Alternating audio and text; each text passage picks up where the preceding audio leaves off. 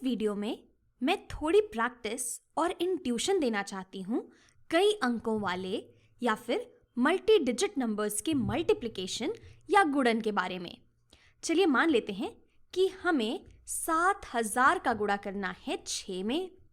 तो आप में से कई लोग कहेंगे कि अगर मेरे पास किसी चीज़ का 7 होता है और यहाँ पर तो 7000 है, तो अगर मैं 7 का 6 से गुणा कर दूं तो मेरे पास उस चीज़ का 42 हो जाएगा।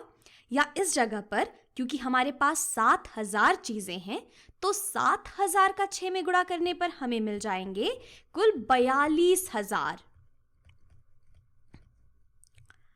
तो आप इसे सीधे से ऐसे कह सकते हैं और अगर आपको ये समझ आ गया तो बहुत अच्छी बात है। इसे सोचने का दूसरा तरीका है कि 6 गुणे 7 42 होता है और क्योंकि हम हजारों की बात कर रहे हैं यहाँ पर 7000 की, क्योंकि यहाँ पर 7000 में हमारे पास 3 शून्य हैं, यहाँ पर भी हमारे पास 3 शून्य होंगे। लेकिन मैं ये पक्का कर लेना चाहती हूँ कि हमें समझ आए कि यहाँ आखिर चल क्या रहा है। तो ये हमारे गुणन के गुण धर्मों या फिर मल्टीप्लिकेशन प्रॉपर्टीज में भी काम आएगा इसे समझना।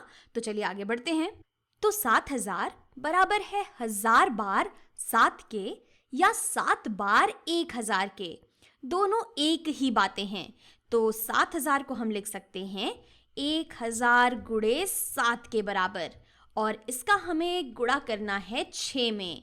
तो यहाँ पर ये दोनों एक ही बातें हैं। तो यहाँ पर आप पहले 1000 गुणे 7 कर सकते हैं जो कि 7000 गुणे 6 इसके ही बराबर होगा, या फिर आप पहले 7 का गुणा कर सकते हैं 6 में और फिर इसका गुणन कर सकते हैं 1000 में। और इसी चीज को हम अंग्रेजी में एसोसिएटिव प्रॉपर्टी ऑफ मल्टीप्लिकेशन कहते हैं और हिंदी में गुणन का सहचर्य नियम कहते हैं। ये सुनने में काफी बड़ी सी चीज लगती है, पर ये सिर्फ इतना कहती है कि हम किसी भी क्रम में गुणा कर सकते हैं।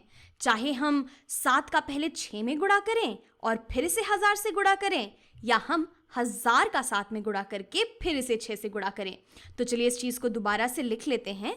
हमारे पास था 1000 गुणे 7 और इसका हम गुणा कर रहे थे 6 में, और क्योंकि अब हम पहले 7 गुणे 6 करेंगे तो हम इस ब्रैकेट को, इस कोष्ठक को यहाँ लगा लेंगे। ये दोनों एक ही बातें हैं और आप समझ पा रहे होंगे कि मैं किस तरफ बढ़ने की बात कर रही हूँ। तो 7 में 6 का गुणा करने पे हमें मिलता है 42 और यहाँ पर अभी भी हमें 1000 से गुणा करना तो बाकी ही है। यहाँ पर हमें गुणा करना है 1000 से।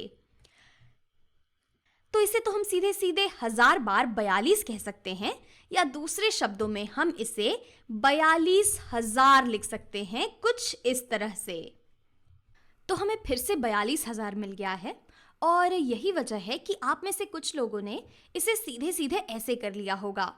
हालांकि ये समझना बहुत ज़रूरी है कि कैसे हम संख्याओं को तोड़कर और उन्हें वापस से एसोसिएट करके गुणा कर सकते हैं। और एक और वजह जिसकी वजह से मैंने इस तरीके से ये किया, क्योंकि खान अकेडमी पर कुछ ऐसे भी अभ्यास मिलेंगे आपको जहाँ पर आपको संख्याओं को तोड़ना होगा और उन्हें वापस से कुछ ऐसे कोष्ठक लगा के और एसोसिएट करके इस तरीके से गुणा करना होगा। तो चलिए अब एक दूसरा सवाल करते हैं। तो मान लेते हैं कि हमें 56 का गुणा करना है 8 में। तो इसे भी करने के कई अलग अलग तरीके हैं। एक तरीका है कि हम इस 56 को तोड़ सकते हैं। इसे तोड़ने का मतलब है कि 56 में हमारे पास कुल 5 दहाइयाँ या फिर 5 टेंस होते हैं।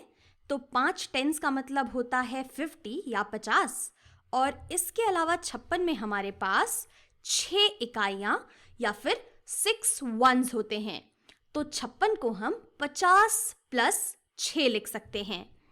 तो हमें यहाँ इस पूरी चीज में गुणा करना है 8 से। यहाँ पर ये दोनों बिल्कुल एक ही बातें हैं। तो अब यहाँ इस चीज का गुणा करने के लिए हम 8 को बांट सकते हैं 50 और 6 में। मेरे कहने का मतलब है कि हम पहले 50 का 8 में गुणा कर देंगे और फिर हम 6 का 8 में गुणा करेंगे और जो हमें मिलेगा उसे हम जोड़ लेंगे। तो चलिए ऐसा करते हैं। पहले हम 50 का गुणा कर लेते हैं 8 में और फिर हम 6 का गुणा कर लेते हैं 8 में और फिर जो कुछ भी हमें मिलता है उसे जोड़ लेते हैं। तो 5 गुणे 8 तो 40 के बराबर होता है, लेकिन यहाँ पर हमारे पास 5 तो है नहीं, यहाँ पर हमारे पास है 5 दहाइयाँ। तो 5 दहाइयाँ गुणे 8 ये हो जाएंगी 40 दहाइयाँ गुणे 8 या फिर 40 टेंस के, और 40 टेंस ये 400 के बराबर होता है। इसी तरीके से 6 गुणे 8 तो हमें पता ही है कि ये होता है 48 के बराबर। तो अगर हम 400 में 48 जोड़ दें तो हमें मिलता है 448। और जब भी मेरे पास कोई ऐसे दो नंबर्स होते हैं और मुझे गुणा करना होता है तो मैं अपने मन में ऐसा ही करती हूँ। मैं उस संख्या को, उस नंबर को तोड़ लेती हूँ और फिर उसे आसानी से अपने मन में गुणा कर लेती हूँ। आप भी जैसे जैसे और ज़्यादा गुणा और मल्टीप्लाई की प्रैक्टिस करते जाएंगे, वैसे वैसे आपके लिए भी मन में इन चीज़ों को तोड़ना आसान हो जाएगा। तो इस चीज़ को समझने का या फिर इसे देखने का एक और तरीका है। मान लेते हैं कि हमारे पास एक आयत या फिर एक रेक्टेंगल है, और इस रेक्टेंगल का ये वाला जो ओर है ये 8 इकाइयों जितना है, और इस रेक्टेंगल या फिर इस आयत की जो लंबाई है, ये जो पूरी लंबाई है, ये कुल 56 इकाइयों के बराबर है। तो इस आयत का जितना भी क्षेत्रफल होगा या फिर इस रेक्टेंगल का जितना भी एरिया होगा वो 56 टाइम्स 8 या 56 गुणे 8 के ही बराबर होगा, जो हमें यहाँ से मिल रहा है। तो यहाँ पर इसका क्षेत्रफल या एरिया निकालने के लिए हम इसको दो भागों में बांट सकते हैं। यहाँ पर ये जो पहले नारंगी वाला भाग है, इसकी लंबाई, इसकी कुल लंबाई है 50 इकाइयों के बराबर, और ये जो पीली वाली, ये जो हमारा पीला वाला क्षेत्र दिख रहा है, ये इसकी लंबाई है कुल 6 इकाइयों के बराबर। तो आप देख सकते हैं हम यहाँ क्या कर रहे हैं, हमने अपनी कुल लंबाई को 50 और 6 इकाइयों में तोड़ दिया है। तो अब हम अलग अलग से इन दोनों आयतों का क्षेत्रफल निकाल सकते हैं और फिर उन्हें जोड़कर इस बड़े वाले आयत का कुल क्षेत्रफल निकाल सकते हैं। तो चलिए ऐसा करते हैं। यहाँ पर ये वाला जो ये हमारा नारंगी वाला आयत है, इसका जो एरिया होगा वो 50 गुणे 8 के बराबर होगा, और 50 गुणे 8 जैसा कि हमने देखा है ये बराबर होता है 400 के। तो ये हो गया 400 के बराबर। इसी तरीके से ये जो छोटा वाला रेक्टेंगल है, इसका एरिया या क्षेत्रफल 6 गुणे 8 के बराबर होगा, और 6 गुणे 8 होता है 48 के बराबर।